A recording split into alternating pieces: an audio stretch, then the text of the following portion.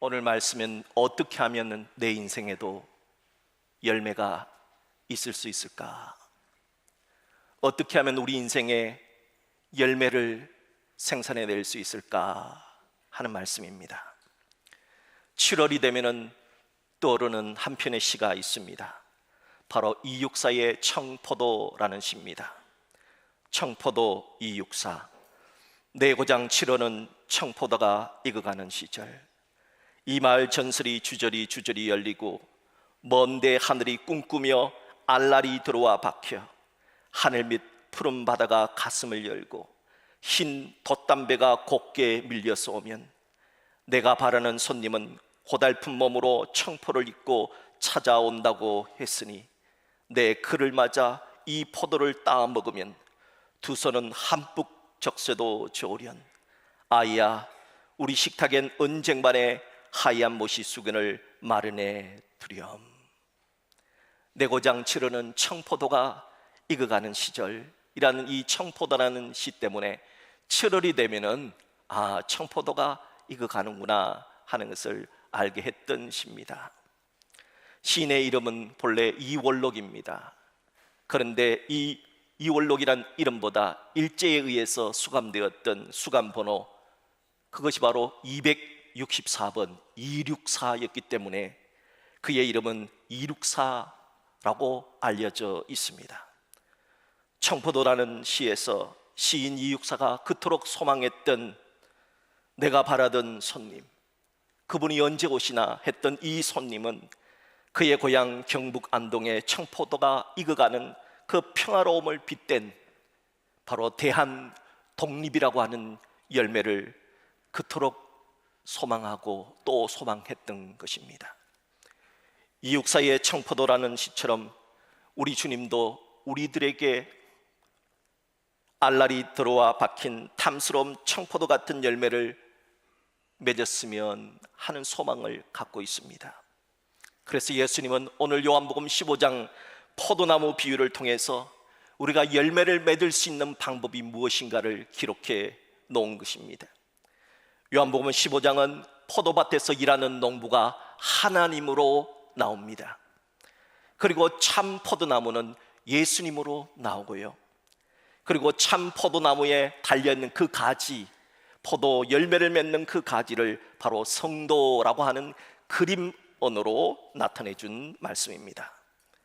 포도 열매는 창세기 9장에서 대홍수 이후에 노아가 최초로 포도나무를 심은 이후에 이스라엘뿐만이 아니라 전 세계가, 전 인류가 사랑하는 열매가 되었습니다.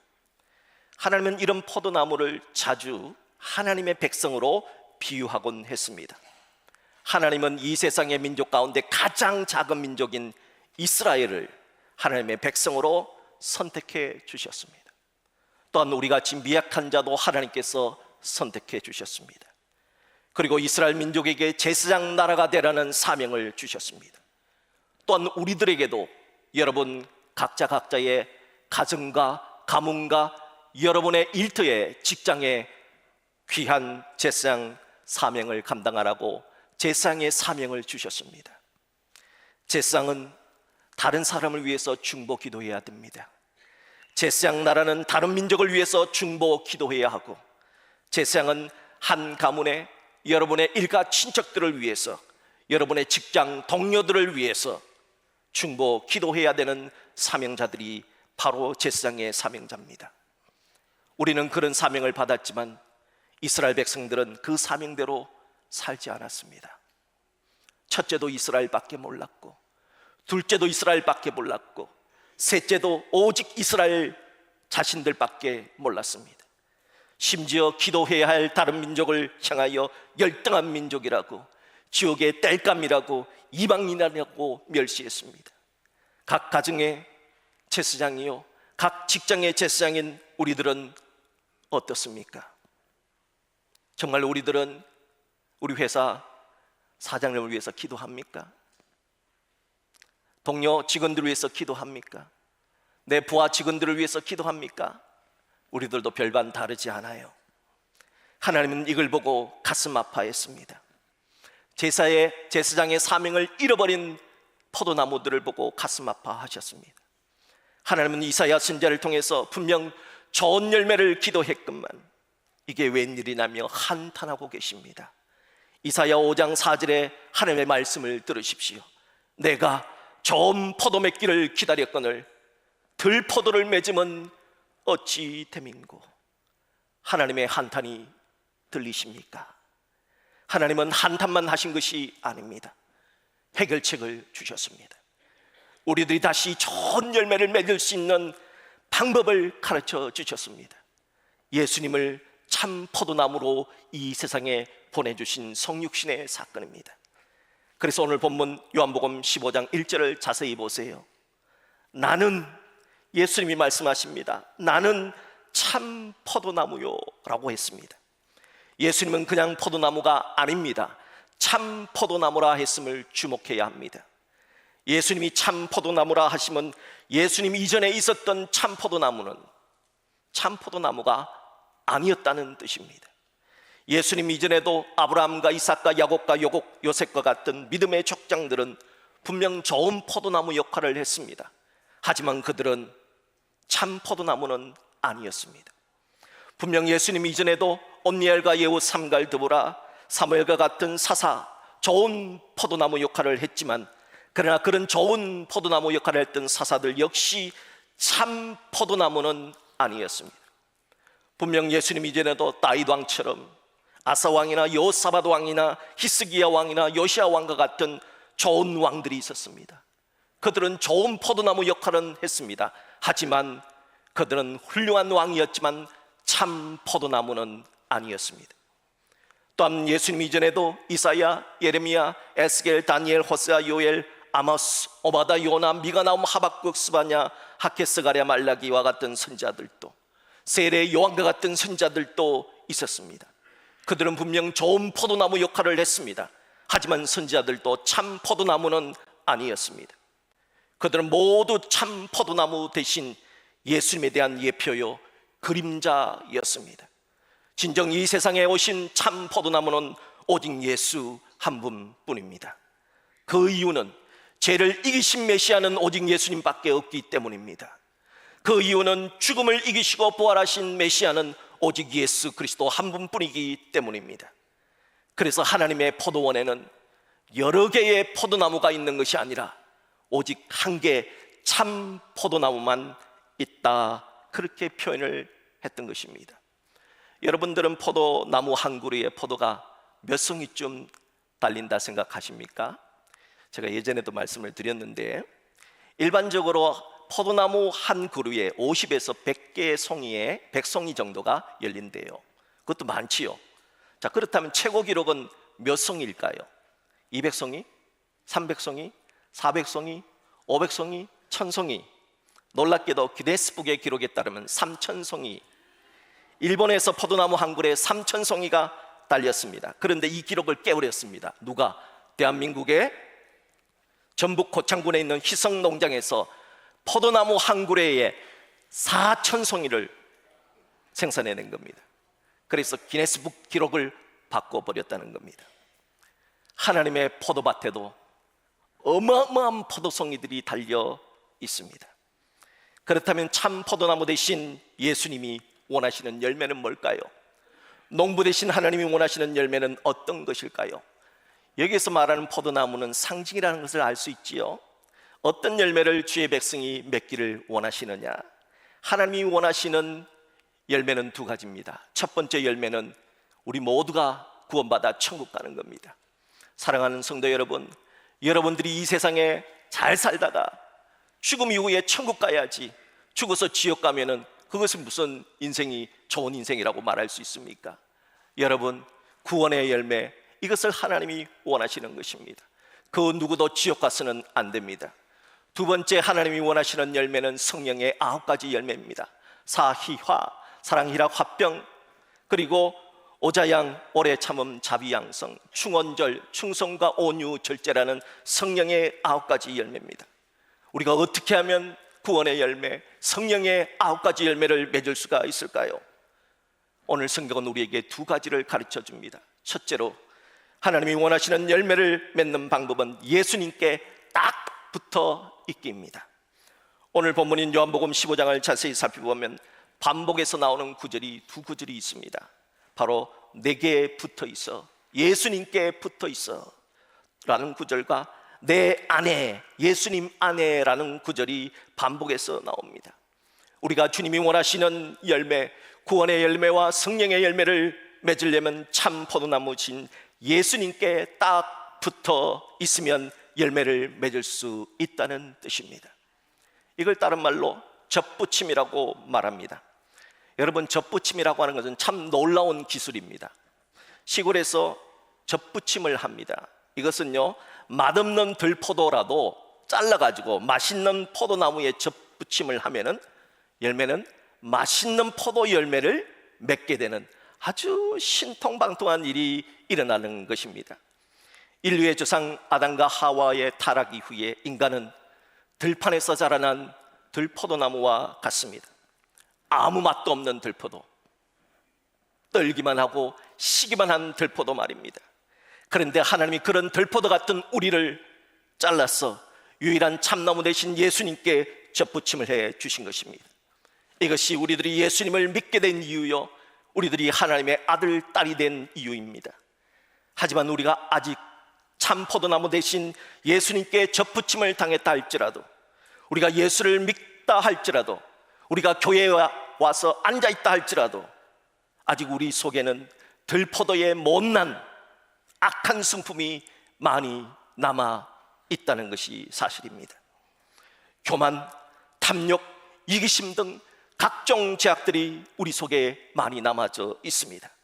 이런 우리가 참나무에 딱 붙어 있으려면 도대체 어찌해야 하는 걸까요? 두 가지를 오늘 성경은 가르쳐 줍니다. 첫째, 요한복음 6장 56절의 말씀처럼 내 살을 먹고 내 피를 마시는 사람은 내 안에 있고 나도 그 사람 안에 있다는 성찬의 정신으로 살기를 여러분에게 추천드리고 싶습니다. 주님의 살과 피를 기념하는 성찬의 의미가 뭡니까? 예수님의 십자가와 부활을 믿는 믿음입니다. 여러분, 그러니까 나라는 사람은, 옛사람은, 나의 옛사람, 이 옛날에 들포도 같은 못난 성품을 갖고 있는 옛사람은 날마다 죽어야 하는 겁니다. 날마다 죽어야 되는 거예요. 이게 성찬의 정신입니다. 그리고 다시 예수 안에서 거듭나는 것, 다시 예수 안에서 거듭난 인생으로 다시 살아내는 것, 이것이 성찬의 정신입니다. 사랑하는 성도 여러분, 우리는 매일 잠잘 때마다 죽음을 연습합니다. 잠자리에 드는 것은 죽음으로 드는 것과 같습니다.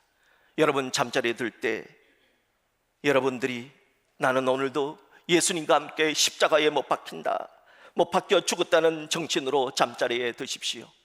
그리고 아침에 일어날 때는 나는 오늘도 예수님과 함께 부활한 사람이다, 나는 오늘도 예수님으로부터 제 인생을 부여받았다 하는 그런 정신, 바로 성찬의 정신을 가지고 살아내는 것입니다.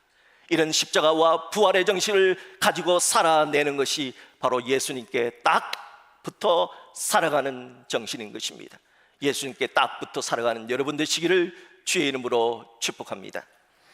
둘째로, 예수님께 딱 붙어 열매 맺는 방법은 요한복음 15장 7절 전반절의 말씀처럼 너희가 내 안에 거하고 내 말이 너희 안에 거하면 말씀 안에 살기입니다. 우리가 말씀 안에 살기 위해서는 성경을 읽어야 됩니다. 여러분, 성경을 읽으세요. 성경을 읽지 않고는 하나님께 가까이 갈 수가 없어요. 성경을 읽으세요. 성경을 읽고 성경을 암송하세요. 짧은 구절이라도 암송하고 좀 긴 구절은 나누어서 암송을 한번 해보세요. 그리고 여러분이 암송한 말씀을 묵상하세요. 그리고 그것을 살아내보세요. 말씀대로 한번 살려고 한번 노력을 해보세요. 시편 1편에서도 그런 사람이 철을 따라 열매를 맺는다고 분명히 기록해 놓았습니다. 시편 1편 2절 3절의 말씀입니다. 오직 여호와의 율법을 즐거워하여 그의 율법을 주야로 묵상하는도다. 이런 사람은 그는 시냇가에 심은 나무가 철을 따라 열매를 맺으며 열매를 맺는다 그랬습니다. 그 잎사귀가 마르지 아니한 같으니 그가 하는 모든 일이 다 형통하리로다 했습니다. 말씀을 암송하는 자가 되십시오. 말씀을 묵상하는 자가 되십시오. 말씀대로 한번 살아보는 자가 되십시오. 하나님이 거짓말쟁이가 아닐진데 우리가 말씀 안에 살면은 반드시 하나님은 우리에게 구원의 열매와 성령의 9가지 열매를 맺게 해주실 줄 믿습니다. 미국에서 일어났던 일이라고 합니다. 어느 주일에 2명의 젊은이가 아예 타락을 하기로 작정하고 오늘은 마음대로 타락을 해보자 하고 술과 도박이 가득한 거리로 찾아갔답니다. 그런데 공교롭게도 술집과 도박장으로 들어가는 골목거기에 교회가 하나 있었어요. 교회가 있는데 보니까 그날 교회 입구에 적혀있던 설교 제목을 보게 됐는데 설교 제목이 뭐냐? 죄의 삭슨 사망이다 라고 적혀 있는 거예요. 그 설교를 본 한 청년의 마음속에 갑자기 술맛이 떨어진 거예요. 그리고 갑자기 죄의식이 생각이 난 거예요. 그래서 그 친구가 다른 친구에게, 친구야, 오늘 우리 술집 가지 말고 오늘 교회에 들어가서 말씀 한번 들어보자 그랬습니다.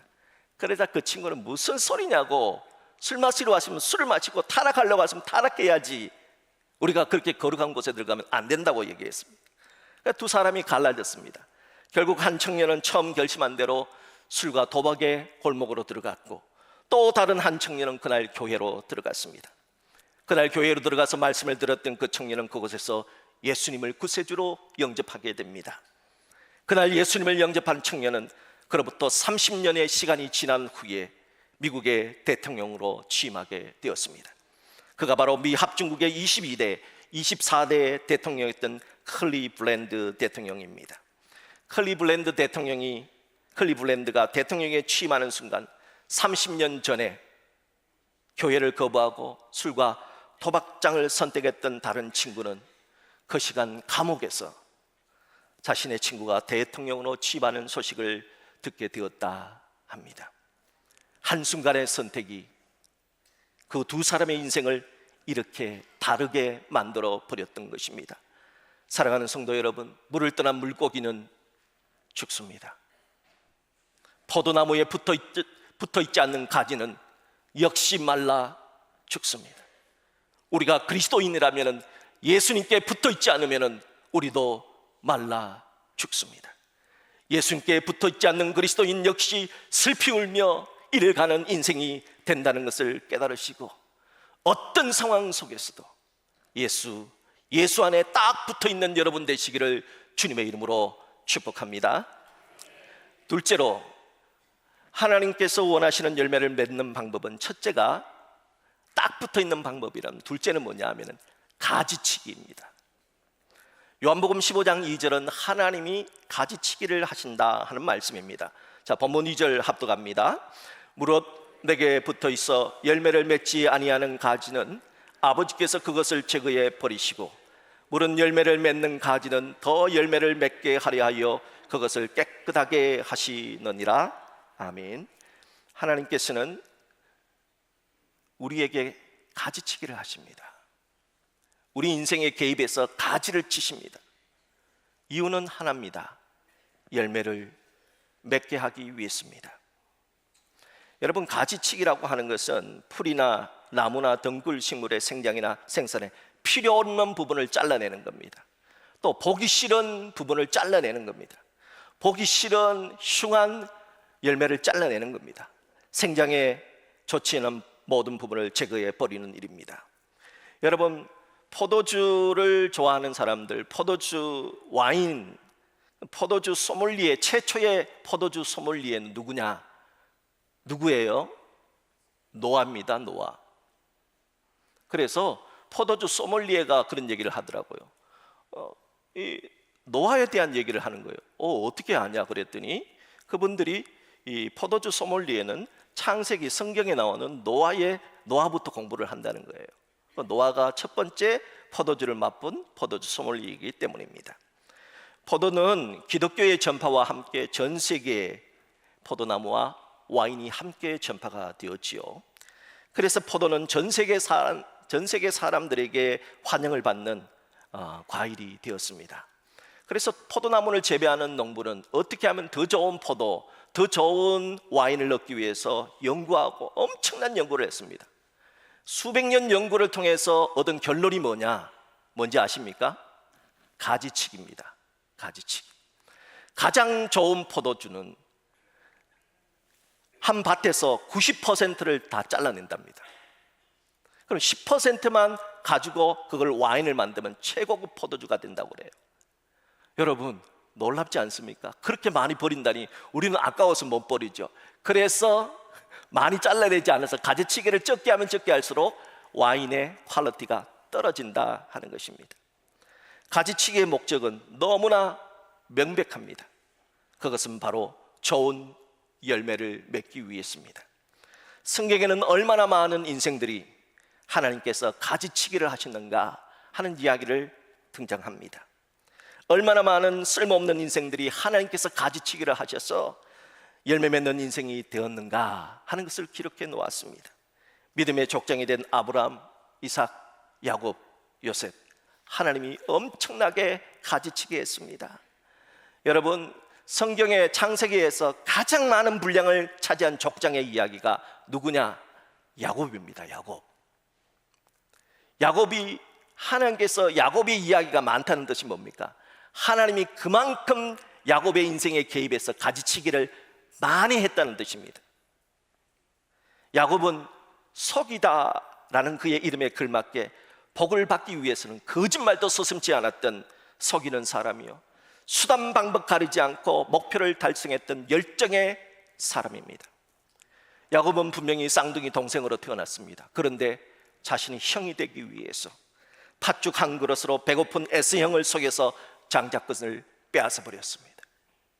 그리고 아버지 이삭이 늙어서 눈이 안 보일 때 에스형처럼 변장을 하고 형이 받을 축복을 아버지를 속여서 받아 버렸습니다. 이런 사실이 들통나자 에스형이 분노해서 야곱을 죽이겠다고 하자 20년 동안 외갓집으로 도망가서 살게 됩니다.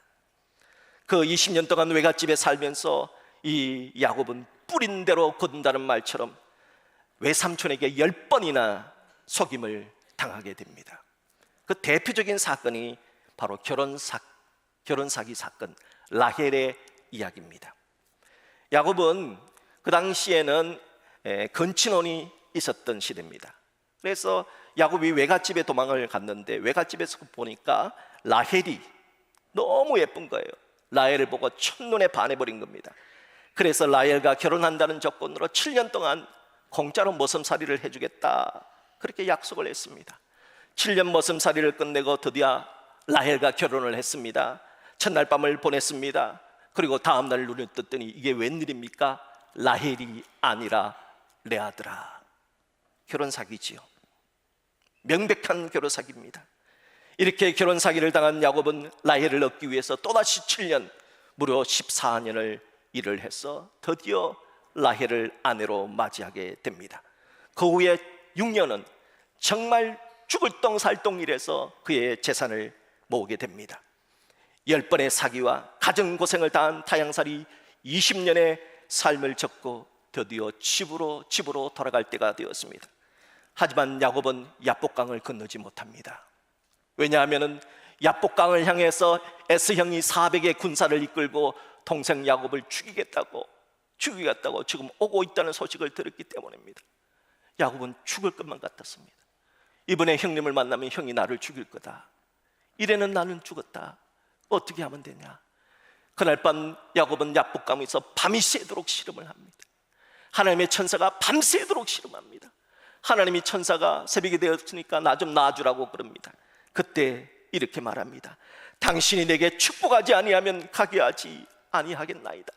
당신이 축복해 주지 않으면 나는 당신을 놓을 수 없습니다. 밤새도록 기도했다는, 밤새도록 실험했다는 말은 밤새도록 기도했다는 말입니다. 이렇게 해서 기도의 사람 야곱이 그의 이름을 받습니다. 하나님이 나는 너에게 새로운 이름을 주겠다 했습니다. 그의 이름이 무엇입니까? 이스라엘입니다. 한 사람의 이름이 한 나라의 이름이 되고 한 민족의 이름이 된 그 놀라운 야복강의 사건입니다. 사랑하는 성도 여러분, 이 야곱은 훗날 자신의 아들 요셉이 국무총리가 됩니다. 이집트의 국무총리가 되어서 이집트 왕 바로에게 나아가서 자신을 소개하는 시간을 갖습니다. 그때 이집트 왕에게 야곱은 이렇게 자신을 소개합니다. 창세기 47장 9절입니다. 내 나그네 길의 세월이 130년이니이다. 내 나이가 얼마 못 되니 우리 조상의 나그네 길의 연조에 미치지 못하나 험악한 세월을 보내었나이다. 저는 이 말씀을 들으면서 눈물이 나더라고요. 야곱이 이 말을 할 때 울지 않았을까? 130년을 살면서 정말 죽을 고생, 이 고생 저 고생, 험악한 세월을 보내었나이다. 야곱은 정말 하나님께서 많이 손봐 주셨습니다. 정말 많이 가지치게 해주셨습니다. 형님 에서와의 갈등, 외삼촌과의 갈등, 아내와의 갈등, 딸 디나가 일찍 죽는 참담한 사건, 정말 험악한 인생을 보내었습니다. 하나님은 왜 이렇게 야곱의 인생에 깊이 개입하셨을까요? 왜 이렇게 가지를 많이 치셨을까요? 하나님은 그를 한 사람이 아니라 한 민족의 대표 이스라엘로 바꾸기 위해서 하나님은 가지치기를 하고 또 가지치기를 하고 거짓의 가지를 잘라버리고 탐욕의 가지를 잘라버리고 불편한 관계의 가지를 잘라버리는 가지치기를 하신 것입니다. 그렇습니다. 우리들도 야곱처럼 가지치기를 해야 열매를 맺습니다. 야곱처럼 불필요한 가지를 쳐내야 우리들도 하나님이 원하시는 열매를 맺을 수 있다는 겁니다. 이것을 뒤집어서 생각해 보십시오. 내 인생에 열매가 없는 이유가 뭘까? 그것은 내 인생에 가지치기를 하지 않았기 때문입니다. 사랑하는 여러분, 가지치기는 힘들고 어렵고 아픕니다. 하나님이 가지치기 하는 순간은 눈물 골짜기를 지나가는 것처럼 아프고 힘이 듭니다. 눈물 날 때가 많습니다. 하지만 우리는 알아야 합니다. 우리는 믿어야 합니다. 내 인생을 가지치게 하시는 하나님은 가장 실력이 좋으신 하나님이라는 사실을 믿어야 됩니다. 내 인생 가지치게 하시는 결코 실수하지 않으시는 하나님이라는 사실을 믿어야 합니다. 때로는 하나님이 내 인생을 가지치게 하는 순간 하나님의 뜻을 이해하지 못할 수도 있어요. 하나님 왜 그걸 자릅니까? 내가 제일 좋아하는 가지인데 왜 그걸 자릅니까? 주님 그 가지만은 안 됩니다 할 수 있어요. 하지만 가지치기를 통해서 하나님이 원하시는 것이 있어요. 아프지만 잘라내야 너에게 열매가 맺힌단다. 사랑하는 성도 여러분, 혹시 하나님이 여러분을 지금 가지치기 하십니까? 아프지만 최고의 실력 되신 하나님을 믿으십시오. 그리고 오히려 하나님께 여러분을 맡기십시오. 하나님, 나의 불필요한 것을 잘라주십시오. 내 인생 가지치기 해주십시오. 내 모난 성품 잘라주십시오. 그렇게 가지치기 하셔서 여러분 하나님이 원하시는 아름다운 열매, 성령의 열매, 구원의 열매 맺는 여러분 되시기를 주의 이름으로 축복합니다. 오늘 예수님은 우리에게 포도나무 비유를 말씀해 주시면서 너희들의 인생에 열매가 맺히기를 원한다. 그렇게 하기 위해서는 첫째는 어떤 상황 속에서도 예수님께 딱 붙어 있어야 한다. 두 번째는 인생에 있어서 우리에게 불필요한 것들이 많다. 우리의 성품에 모난 것이 많다. 그럴 때 하나님께 맡겨서 내 인생, 내 못된 성품과 내 못된 성질 잘라달라고 가지치기를 맡겨라 하셨습니다. 이 두 가지 잘 하셔서 우리 모두가 언젠가 하나님 만났을 때 아름다운 열매를 하나님 앞에 보일 수 있는 우리 모두가 될 수 있기를 주님의 이름으로 축복합니다.